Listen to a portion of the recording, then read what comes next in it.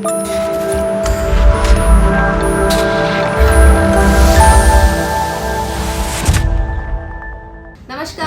मैं Megha Sharma sigma home से। Last video में हमने देखा था कि व्यापारी और सीईओ में मेन डिफरेंस क्या होता है, क्योंकि हमारा टॉपिक जो है आपको पता है कि व्यापारी से सीईओ तक की जर्नी है, वो हम देखने वाले हैं, वो हम समझने वाले हैं। लास्ट वीडियो में मैंने आपको ये बताया था कि व्यापारी से सीईओ तक की 5 स्टेप्स होती हैं। अब उन 5 स्टेप्स पे क्या क्या होता है, कैसे होता है, वो हम बताएंगे। 5 स्टेप्स कौन कौन सी होती है? जो फर्स्ट स्टेप होती है वो होता है सेल्फ एम्प्लॉयड, सेकेंड स्टेप होती है मैनेजर, थर्ड स्टेप होती है बिजनेस ऑनर, फोर्थ स्टेप जो होती है वो एंटरप्रेन्योर होती है, और जो लास्ट स्टेप जो होती है जहां पर आप सीईओ बन जाते हैं वो स्टेप होती है इन्वेस्टर। अब हम फर्स्ट स्टेप के बारे में बात करेंगे, जिसे हम बोल रहे हैं सेल्फ एम्प्लॉयड। कोई भी व्यक्ति जब अपना बिजनेस स्टार्ट करता है, अपना धंधा शुरू करता है, तो सारे काम वो खुद करता है, उसके पास कोई और व्यक्ति नहीं होता है। ऑल इन वन भी हम उसे बोल सकते हैं। बिजनेस में क्या क्या चीजें होती है? मार्केटिंग होती है, सेल्स होती है, एचआर होता है, फाइनेंस से रिलेटेड चीजें करनी होती है, लेन देन करना होता है, उसको अकाउंट्स देखना होता है। स्टार्टिंग में वो सारी चीजें खुद ही करता है और ये बिजनेस की फर्स्ट स्टेप होती है। उसका जो काम होता है वो 3 स्टेप्स में डिवाइड होता है। फर्स्ट स्टेप क्या होती है? प्लानिंग, सेकेंड स्टेप होती है मैनेज, एंड थर्ड स्टेप होती है वर्क। अब वो क्या करता है? प्लानिंग भी खुद करता है, मैनेजमेंट भी खुद ही करता है, और काम भी उसे खुद ही को ही करना पड़ता है, क्योंकि उसने बिजनेस अभी स्टार्ट ही किया है। ये बिजनेस की फर्स्ट स्टेप है और हर व्यक्ति, हर बिजनेसमैन इसी स्टेप से होकर गुजरता है। ये तो हो गई हमारी फर्स्ट स्टेप। अब चलते हैं नेक्स्ट स्टेप में। नेक्स्ट स्टेप है मैनेजर। सेल्फ एम्प्लॉयड से जब व्यक्ति थोड़ी ग्रोथ करता है तो वो मैनेजर की तरफ जाता है। अब मैनेजर क्या करता है, अब उसके बारे में हम जानते हैं। अब मैनेजर क्या करता है? उसने सारी चीजें सीख ली, सारी चीजें समझ ली और सारी चीजें उसने की भी हैं। तो अब मैनेजर स्टेज पे आकर वो क्या करेगा? कुछ एम्प्लॉयज उसने हायर किए, उनको ट्रेनिंग दी, उनको ट्रेनिंग देने के बाद उससे काम करवाएगा। अब उसके पास दो स्टेप्स में वो काम करेगा।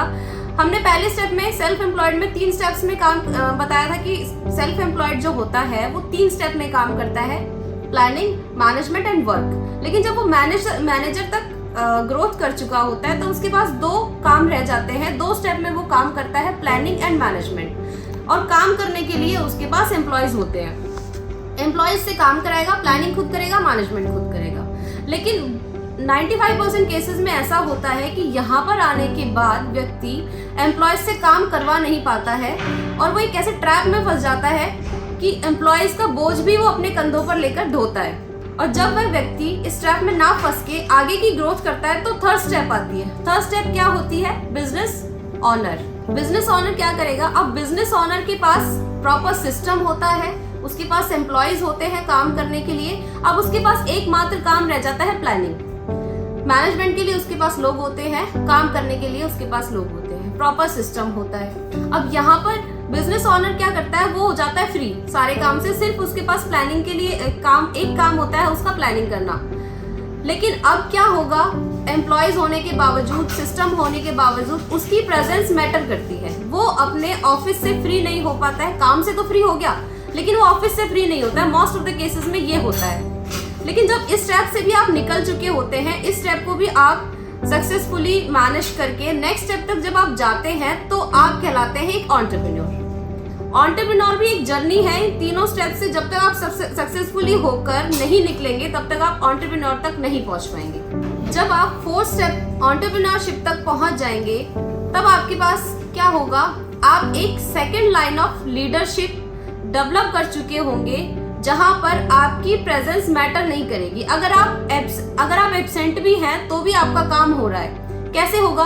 आपने डॉक्यूमेंटेशन किया, आपने सभी लोगों के टारगेट सेट कर दिए, चाहे वो वीकली टारगेट हो, चाहे वो मंथली टारगेट हो, चाहे वो ईयरली टारगेट्स हो। एंटरप्रेन्योरशिप में आप क्या करते हैं? Second line of leadership develop कर चुके होते हैं। वहां पर आपके पास लोग होते हैं काम करने के लिए, एक मैनेजमेंट डिपार्टमेंट होता है। सारे डिपार्टमेंट के लिए आपके पास कोई ना कोई लोग होते हैं, और वहां पर आपकी प्रेजेंस मैटर नहीं करती है। आपके एब्सेंस में भी वो सारे काम होते हैं।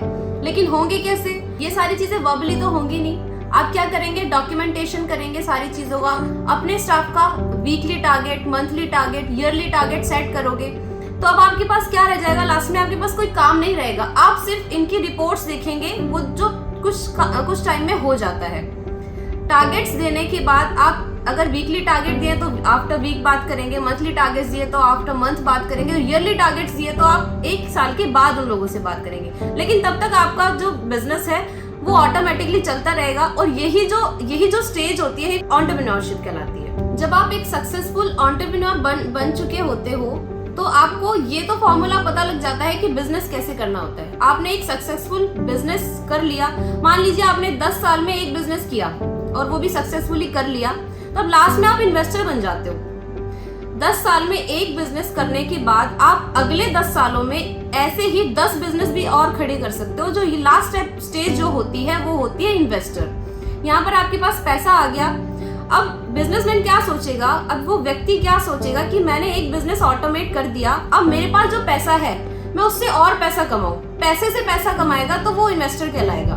वो क्या करता है, लोगों के आइडियाज को सुनता है और उनके बिजनेस में, उनके स्टार्टअप में इन्वेस्ट करके और बिजनेस खड़े करता है और उससे पैसे कमाता है। मान लीजिए उसके पास कोई व्यक्ति आया अपने नए स्टार्टअप को लेके कि मुझे रेस्टोरेंट खोलना है या मुझे कोई नया स्टार्टअप करना है, तो वो उस चीज को सुनेगा। अगर वो आइडिया अच्छा हुआ तो उसमें हेल्प भी करेगा और उसमें इन्वेस्ट भी करेगा।